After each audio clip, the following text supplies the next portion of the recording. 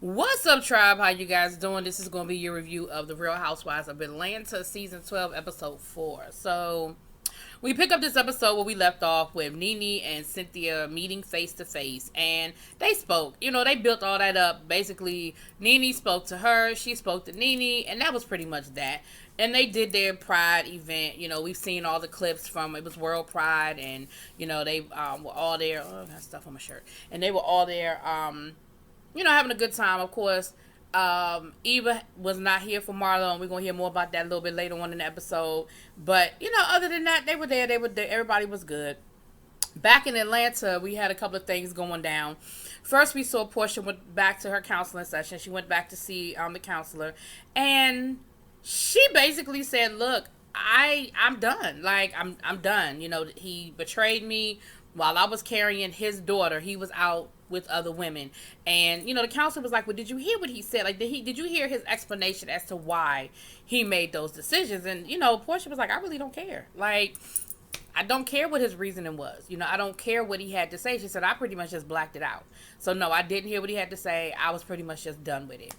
And she just, and the counselor told her, she said, "Well, maybe you give yourself time to calm down. Give yourself time to process." And Portia was like, "Yeah, no, I'm good. Like, I'm just going to basically have to move forward as a single parent, because that's pretty much how I feel now. I feel like I'm a single parent, and that's pretty much how it's going to be." Now, we know this is all anticlimactic because we know they back together, but whatever. We're going to go ahead and move forward with it. Then we saw Kenya and Candy were having a moment.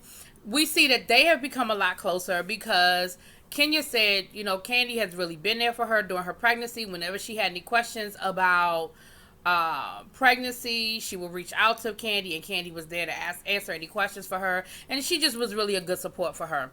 We see that Candy and Kenya have spent time together with their significant others. So Candy knows Mark. And they got to talking about how Mark is with, Mark doesn't want, like, Mark didn't even want Kenya changing the baby's diaper too much. I mean, it was just weird. They were just saying how, Kenya was saying, if I swaddle him, he takes her out of the swaddle. I told him I wanted to, for his birthday weekend, I wanted to take the nanny. He don't want me taking the nanny. And it was just a lot. And again, it's further letting us see just how big the divide is in their marriage. And even Candy was very polite and very nice about it. She did not dog Mark out, but she did say that she felt like that Mark could be a little insensitive sometimes, and that she did have to kind of tell Mark a few times, like, let Kenya do her thing. Like, she's fine, she's gonna be okay. Like, so Candy wasn't being busy. She wasn't being, messy or anything. But she did say how she kind of, put, that she did see that some of these things with Mark about him being controlling and being a little cold towards Kenya. And Kenya opened up a little bit, but later on, do I want to just go ahead and go finish this up? I'm going to just go ahead and finish this up. But later on in the episode,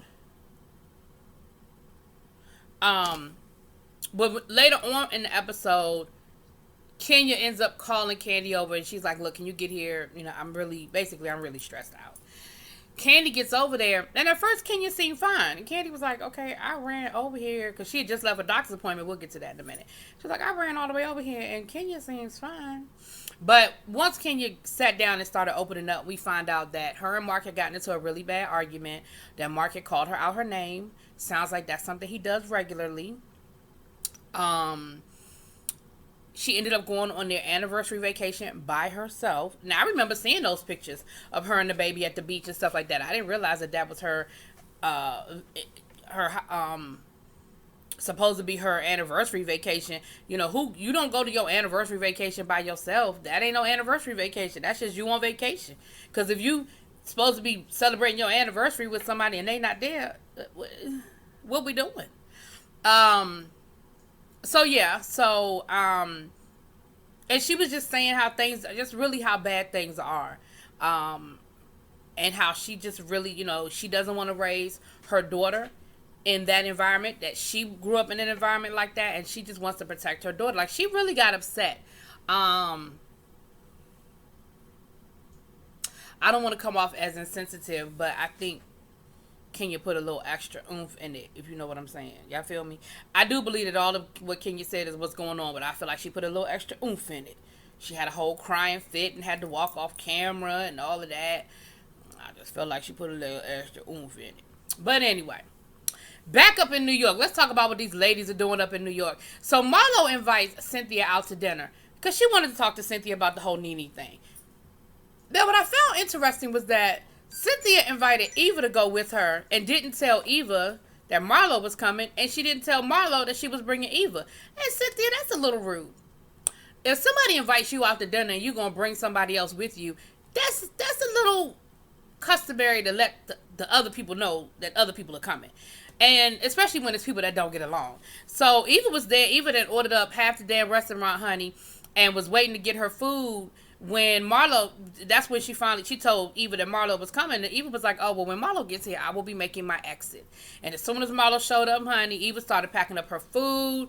I thought she was going to leave the restaurant, but she just went to a different part of the restaurant because she was going to finish her dinner.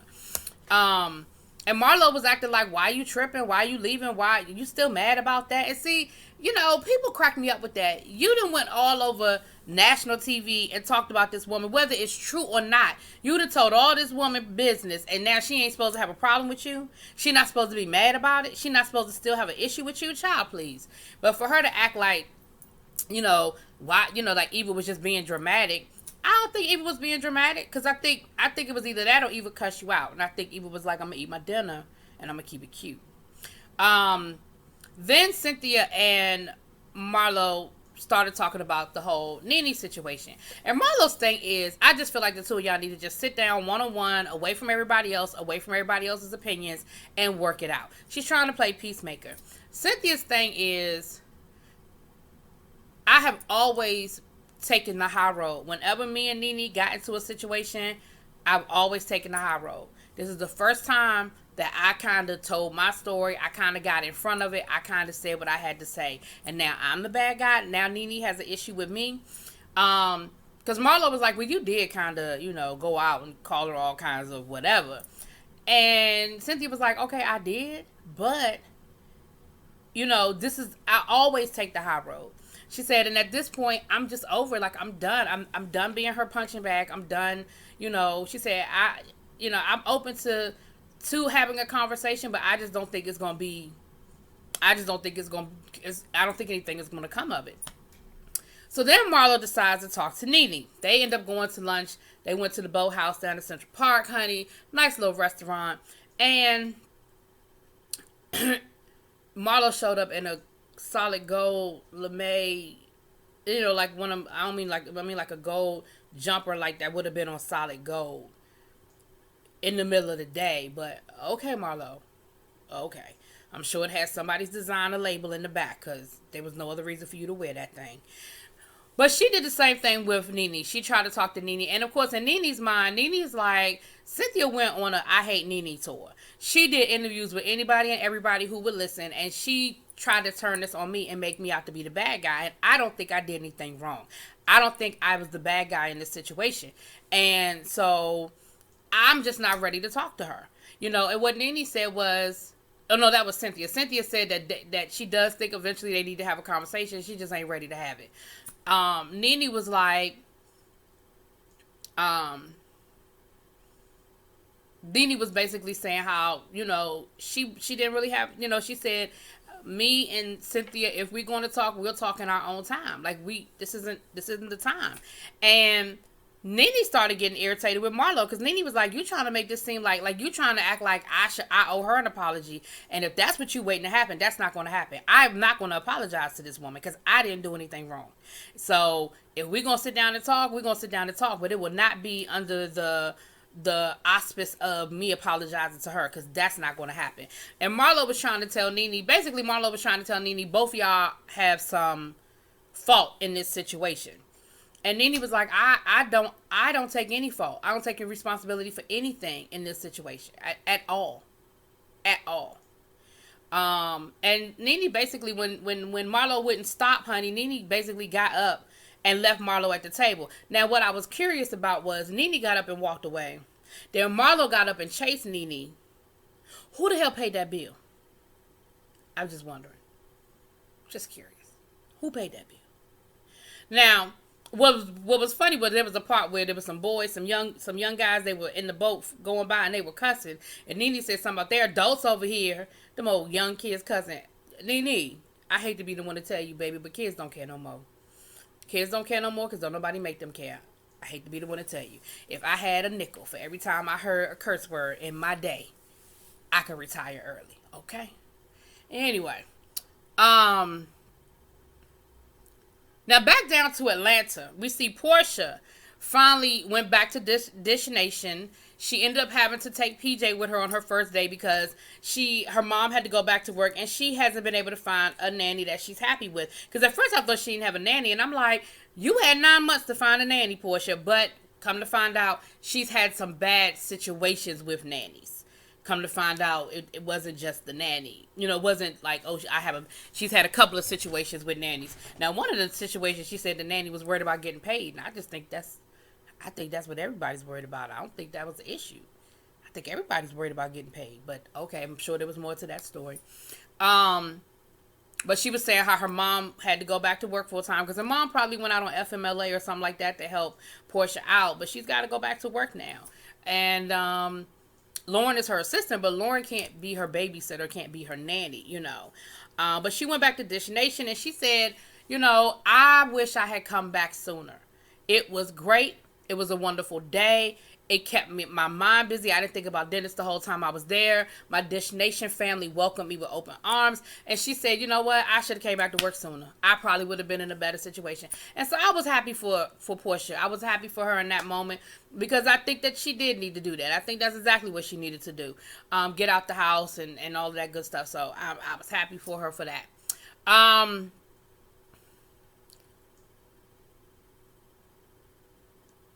The other thing that we saw happen this episode, Candy went to the doctor with her surrogate, and they took Ace. That little Ace is a mess. He is a cutie patootie, okay? And he was like, I'm so excited for my baby sister. And he did the big brother dance. And it was basically them going over because she's almost ready to deliver. We know, congratulations, Candy Burst. They had the baby this weekend. And the pictures are up and everything about this weekend. That's when they had the baby. So congratulations as a healthy baby girl. And they named her Blaze, which is funny because that's what Ace said. Dr. Jackie asked Ace, do you have a name for your little sister? And he said Blaze. Now, I don't know if they had already come up with Blaze or if he came up with Blaze and they decided to go with it. But I think that's a cute name for a little girl. I think that's cute. But everything seemed to be going well. They seemed to be... And when Dr. Jackie explained the way it was going to happen was that basically once they have the baby, they're going to hand the baby to Candy and Todd. And that's pretty much going to be it. And Candy was like, that's it? Because I think that they've become, she talks to her all the time. She's carrying her baby, And so I think having such a clean break, I don't know if Candy was necessarily ready for that clean break. Now, what Candy did say she was ready for, she said at first she felt a little weird not actually carrying the baby and going through all the baby stuff. She said, but now, I'm kind of happy. She said, I kind of get to do what men get to do. I get to just sit back and wait for the baby to get here. I don't have to have no heartburn and cravings and back aches and all that other stuff that you go through when you're pregnant. She said, shoot, I'm kind of okay with it. So, but it was really cute. And I thought that I really think it was great for them to explain it on a level that Ace can understand. Of course, you're not going to get into all of the, in vitrization and all that other stuff that goes along with, surrogates and all of that. But to say, your little sister's coming and she's going to stay in I forget the girl's name, in her belly until it's ready, just like mommy carries you in her belly. Like, I thought that was really, really cool because at the end of the day, Ace know his mama ain't pregnant. So you gonna come home with a baby and just out of nowhere? Like, I think that's cool that they included him on a level he can understand. And then when they were getting ready to leave, he told the woman, he said, "Take care of my little sister." Oh, it was so cute. It was a moment. It was a moment, and I thought it was a great moment. It was really, really, really cute. So, and that's when she ended up going over to Kenya's house after that. And also, just to go back to the pride thing for a second, you know that that was also when Marlo, I believe it was, when Marlo was talking to Cynthia. Marlo brought up the fact of Noelle was glad that it was really nice that you brought Noelle, and Noelle seemed to be really comfortable. And she said, "Well, Noelle is comfortable. Noelle, shared with us that she's." She identifies as sexually fluid, and so I really wanted her to be there so she could, have that experience. And, of course, Marlo asked her what her reaction was, and Cynthia said, "Look, I just love her. She's my baby, she's my daughter, and I just love her, so it is what it is." So I did want to bring that up, that did happen. So more and more people are finding out about Noelle and her sexual preference, being on the spectrum and everything. And so that was pretty much the episode. Like I said, I think that we are definitely laying a lot of the foundation for the whole Kenya Mark separation, even though I think they are working on their marriage or something. But yeah, so y'all let me know what y'all think. Drop it in the comments. Peace.